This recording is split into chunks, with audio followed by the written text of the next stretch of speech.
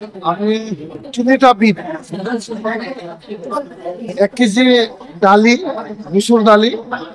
1 KG চেনি আর 1 KG নিমখ এই 3টা বিট আমি সুলভ মূল্যত আমি আজি প্রদান করা হোক তো আমি এজন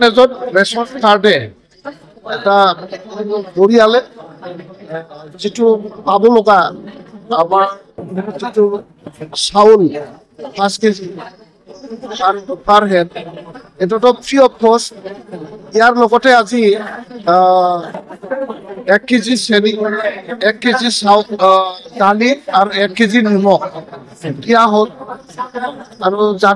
জানুয়ারি মাহৰ ভিতৰত 100 টকাৰ ভিতৰতেই 5 কেজি যেটো ফ্রি অফ কস্ট চাউল ইয়ার লগতে 1 কেজি চেনি 1 কেজি নিমখ আর 1 কেজি ডালি ডিস্ট্রিবিউশন করা হোক আজি যেটো ডিস্ট্রিবিউশনের জৰিয়তে যেটো অন্ন সুৰক্ষা মানে খাবাৰ কাৰণে যেটো অন্নৰ প্ৰয়োজন ইয়াৰ কাৰণে বেশি আমৰা চিন্তা কৰিব লগা নহয় এটা সুৰক্ষিত এটা খবৰ কাৰণে আজি এটা সুযোগ পালে ইয়াৰ লগতে আজি যিসকলে ডিস্ট্ৰিবিউটৰ যিসকলে এইখন ডিস্ট্ৰিবিউশনৰ লগত জড়িত থকা তেওঁলোকৰো যি এটা কমিশনৰ